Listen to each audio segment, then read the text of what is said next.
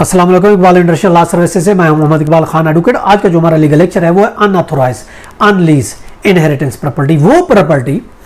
देखिए इस पर बहुत से क्वेश्चंस हम ऐसे पूछे जाते हैं, बहुत से पूछते हैं हमारे व्यूअर्स कि अनऑथोराइज या अनलीज इनहेरिटेंस प्रॉपर्टी,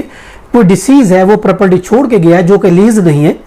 अब उसको हम किस तरीके से, वो है भी इनहेरिटेंस, हम उसके औलाद हैं, तो हम किस तरीके से वो प्रॉपर्टी में अपना शेयर ले सकते हैं। अगर कोई देखे डिसीज, कोई जायदाद चाहे वो मनकूला है या गैर मनकूला, मूवेबल है या इनमूवेबल, छोड़ के फौत हो जाता है तो कानूनी तौर पर उसके जो लीगल हेयर्स है, कानूनी तौर पर वो उसके वर्सा होते हैं। कोई एक नहीं बल्कि सब हिस्सेदार होते हैं, जो कि इस्लामिक लॉ के मुताबिक सबका जो हिसाब बनेगा, जो हर एक पर्सनल लॉ है, अगर इस्लामिक है तो इस्लामिक लॉ, क्रिश्चियन है तो उनका पर्सनल लॉ, हिंदू है तो हिंदू का पर्सनल लॉ, जिसका जो भी पर्सनल लॉ है उस पर्सनल लॉ के मुताबिक उस प्रॉपर्टी की डिवीजन होनी है, उस प्रॉपर्टी की तकसीम होनी है, हर एक को अपना हिस्सा मिला, कोई कब्जा नहीं कर सकता, कानून ये कहता है। और सब विरासत में हिस्सेदार होंगे, कोई अकेला ना तो उस प्रॉपर्टी को बेच सकता है ना कब्जा कर सकता है, ये कानून कहता है। लेकिन उसके लिए आमतौर पर यह देखा जाता है कि अगर हमारे पास इमूवेबल प्रॉपर्टी है, कोई जायदाद है, तो उस सूरत में हम या तो सक्सेशन लेंगे, उसके लिए हम लेटर ऑफ एडमिनिस्ट्रेशन लेते हैं। अगर बैंक बैलेंस मनकूला जायदाद है, ऑफकोर्स उसके लिए हम ऑफकोर्स सक्सेशन लेते हैं, और प्रॉपर्टी के लिए लेटर ऑफ एडमिनिस्ट्रेशन लेते हैं, जो कि अब नादरा से ये इशू होता है। उसके लिए कागजात भी जमा कराने पड़ते हैं, सर्टिफिकेट देनी पड़ती है, अगर बैंक अकाउंट है तो बैंक की डिटेल आपको देनी पड़ेगी, और उसके अलावा सारे जो लीगल है उनके शनाख्ती कार्ड की कापी देनी पड़ेगी, और उसके अलावा फर्सी भी साथ लगेगी। तो वो नादरा के जो प्रोसीजर, आप नादरा में जाके सक्सेशन लेंगे या लेटर ऑफ एडमिनिस्ट्रेशन लेंगे। अब सवाल ये पैदा होता है, ये तो उन सूरतों में पॉसिबल है अगर प्रॉपर्टी लीज है,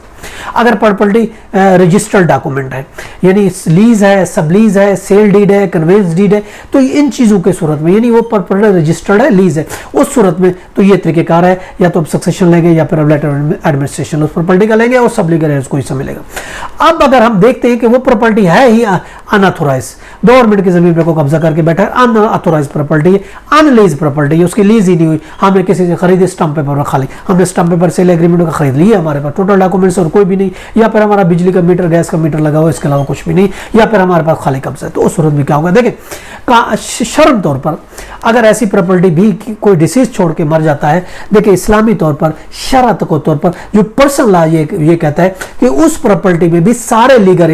हिस्सेदार होंगे, वो प्रॉपर्टी को बेचनी चाहिए, सबको हिस्सा देना चाहिए जिसका जो हिस्सा बनता है। अब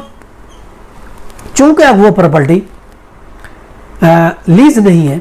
इसलिए आप कोर्ट से या नादरा से उसका लेटर ऑफ एडमिनिस्ट्रेशन नहीं ले सकते। याद रखें, कोर्ट से आप उस सूरत में लेटर ऑफ एडमिनिस्ट्रेशन या नादरा से ले सकते हैं अगर वो प्रॉपर्टी लीज है, रजिस्टर्ड। अगर वो प्रॉपर्टी लीज ही नहीं है, अगर वो प्रॉपर्टी रजिस्टर्ड नहीं है, तो उस सूरत में ये तो एक अखलाकी जिम्मेदारी बनती है, जो कब्जा करके बैठा है कि सारे लीगल है इसको हिस्सा दे दे, जो भी पैसे बनते हैं।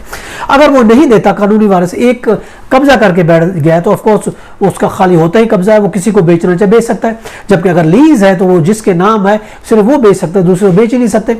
तो वो प्रॉपर्टियां लीज है, वो प्रॉपर्टियां अनऑथोराइज है, तो उस सूरत में जो कब्जा करके बैठा है एक ही लीगल वो प्रॉपर्टी को बेच सकते हैं, दूसरों का हिस्सा नहीं देता, तो आप याद रखें कुछ भी नहीं कर सकते। यू हैव नो राइट, आप उसके खिलाफ कोर्ट में नहीं जा सकते। हाँ, आप अखलाकी तौर पर, हाँ, वेल विशर बुजुर्गों में बैठ के, रिश्तेदारों में बैठ के उस प्रॉपर्टी का बंटवारा एज पर शेयर कर सकते हैं, ले सकते हैं। लेकिन अगर बात करें आप कानून की, अगर बात करें कोर्ट की, अगर बात करें हम letter of administration through NADRA के, तो नादरा आपको ऐसी प्रॉपर्टी का लेटर ऑफ एडमिनिस्ट्रेशन नहीं देगा, कोर्ट में ऐसा केस एंटरटेन भी नहीं होगा। और कोई अगर उस पर बेच देता है, ज्यादती कर लेता है दूसरे लीगल से, तो उसका कुछ भी नहीं किया जा सकता, सिर्फ अल्लाह के नाम पर छोड़ा जा सकता है। अल्लाह ही उसे फिर आखिरत में